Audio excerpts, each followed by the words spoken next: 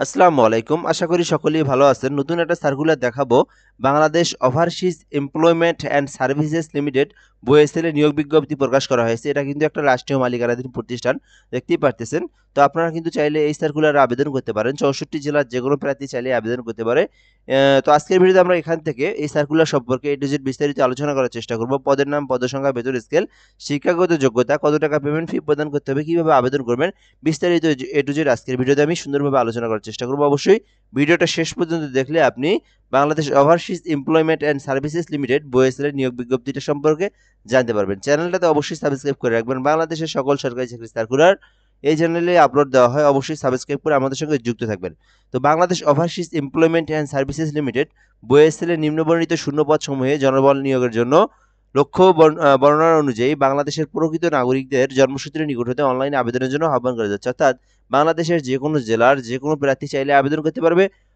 অবশ্যই নারী পুরুষ সকলে আবেদন করতে পারবে এবং অবশ্যই অনলাইনের মাধ্যমে আবেদন করতে হবে। ১ নম্বর আছে সহকারী মহাব্যবস্থাপক সপ্তম গ্রেডের, বেতন স্কেল ২৯,০০০ থেকে ৬৩,৪১০ টাকা পর্যন্ত ৩ জনকে নিয়োগ দেওয়া হবে। শিক্ষাগত যোগ্যতা সেটা হচ্ছে স্বীকৃতি কোনো বিশ্ববিদ্যালয় হতে যেকোনো বিষয়ে স্নাতকোত্তর ডিগ্রি অর্থাৎ অবশ্যই মাস্টার্স পাস থাকতে হবে। তবে শিক্ষা জীবনে কোনো স্তরে ৩য় শ্রেণী বা বিভাগ বা সমমানের জিপিএ গ্রহণযোগ্য নয়। অর্থাৎ ৩য় বিভাগ গ্রহণযোগ্য হবে না। ১ম এবং ২য় থাকলে আপনি আবেদন করতে পারবেন। অবশ্যই আপনার মাস্টার্স থাকতে হবে।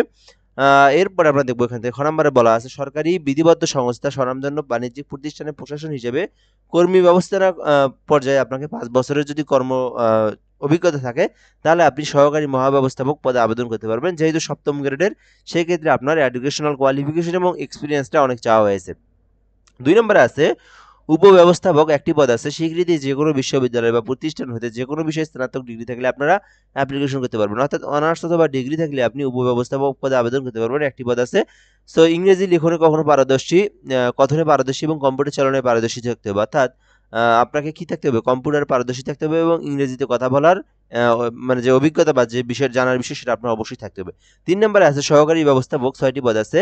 স্বীকৃতি যেকোনো বিশ্ববিদ্যালয়ে বা প্রতিষ্ঠান হতে যেকোনো বিষয়ে স্নাতক ডিগ্রি অর্থাৎ অনার্স অথবা ডিগ্রি থাকলে আপনি ১১ গ্রেডের সহকারী ব্যবস্থাপক পদে আবেদন করতে পারবেন। তো এটাতে আপনার বেসিক কম্পিউটারের জ্ঞান থাকলেই আপনি আবেদন করতে পারবেন। অর্থাৎ কম্পিউটার টাইপের গতিটা থাকলে আপনি অ্যাপ্লিকেশন করতে পারবেন। ৪ নম্বরে আছে কম্পিউটার অপারেটর ৩ টি পদ আছে।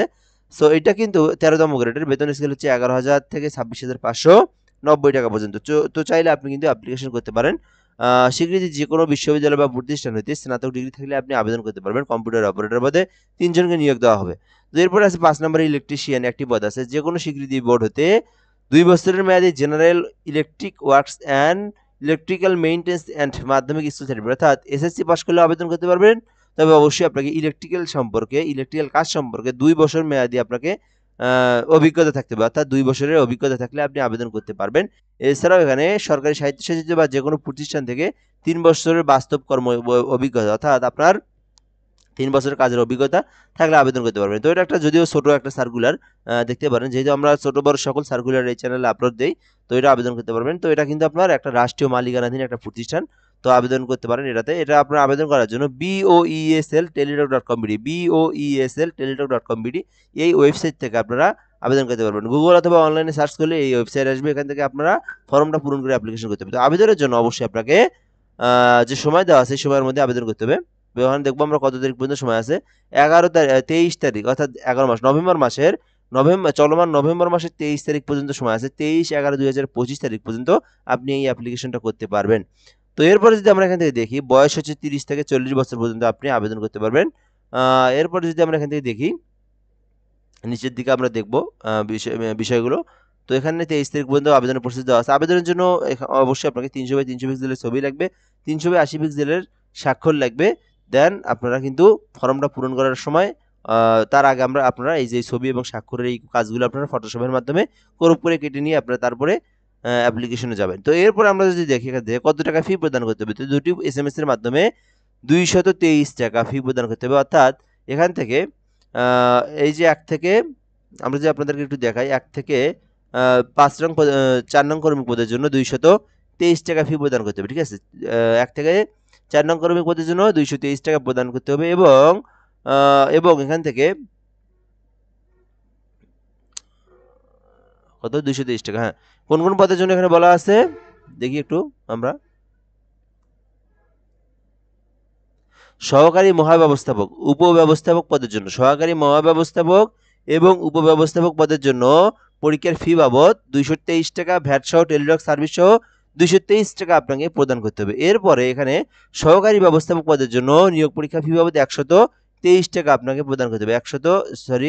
কত দেখি, ফি বাবদ 153 টাকা নাকি 50 68 টাকা, হ্যাঁ 168 টাকা আপনাকে প্রদান করতে হবে। তো আমি আরেকবার আপনাদেরকে বলি, তো অন্যান্য সার্কুলারে ওই যে আপনার এক করে থাকা মানে আপনার 1 নং 2 নং পদের জন্য দেওয়া থাকে, কিন্তু এখানে আপনার টেক্সট করে দিয়েছি, যার কারণে এখানে একটু লেখাগুলো অনেক ঘন ঘন দেখতে একটু সমস্যা হচ্ছে। আচ্ছা, আমরা এখন আরেকবার আপনাদেরকে সুন্দর করে এখানে দেখানোর চেষ্টা করি। তো সহকারী মহাব্যবস্থাপক এবং উপব্যবস্থাপক পদের জন্য 223 টাকা আপনাকে ফি প্রদান করতে হবে টেলিটক সিমের মাধ্যমে রিসার্চ করে। এরপর এখান থেকে সহকারী ব্যবস্থাপক পদের জন্য 168 টাকা খরচ হবে, 168 টাকা খরচ হবে। এরপরে যেটা একটা পদ আছে ইলেকট্রিশিয়ান, যেটা নিচের দিকে দেখলেন কম্পিউটার অপারেটর অথবা ইলেকট্রিশিয়ান পদের জন্য 112 টাকা আপনার খরচ হবে। তো এই হলো মূলত বিষয়। আর যারা ক্ষুদ্র নৃগোষ্ঠী আছে, শারীরিক প্রতিবন্ধী আছে, তাদের জন্য সকল পদে আবেদনের জন্য 50 টাকা ফি প্রদান করতে হবে। তো যারা আবেদন করবেন এই টাকা আপনাদেরকে টেলিটক সিমে রিচার্জ করে তারপর আপনাকে অ্যাপ্লিকেশন করতে হবে। কীভাবে আপনারা টাকাটা ফি প্রদান করবেন সে বিষয়টা এখানে দেওয়াই আছে। BOESL লেখার পরে আপনারা ইউজার আইডি দেবেন, তারপর আপনারা 16322 নাম্বারে, যেটা টেলিটকের কোড নাম্বার, সেই নাম্বার আপনাকে কিন্তু প্রদান করতে হবে, তাহলে কিন্তু আপনার হয়ে যাবে। তো এই হলো বিষয়। যারা আবেদন করবেন অবশ্যই আপনারা 23 নভেম্বরের আগে আবেদন করার চেষ্টা করবেন। সো এই হলো মূলত Bangladesh overseas employment and service limited BOESL এর নিয়োগ বিজ্ঞপ্তি। তো যদি কারো কোনো বিষয়ে বুঝতে সমস্যা হয় কমেন্ট বক্সে কমেন্ট করতে পারেন। আর অবশ্যই চ্যানেলটাতে সাবস্ক্রাইব করে রাখবেন। বাংলাদেশের সকল সরকারি চাকরির সার্কুলার আমার এই চ্যানেলে আপলোড দেওয়া হয়। সকল সার্কুলার আপনি এই চ্যানেলে জানতে পারবেন ইনশাল্লাহ। তো আজকের ভিডিওটা এ পর্যন্তই। ধন্যবাদ, ভালো থাকবেন। আসসালামু আলাইকুম।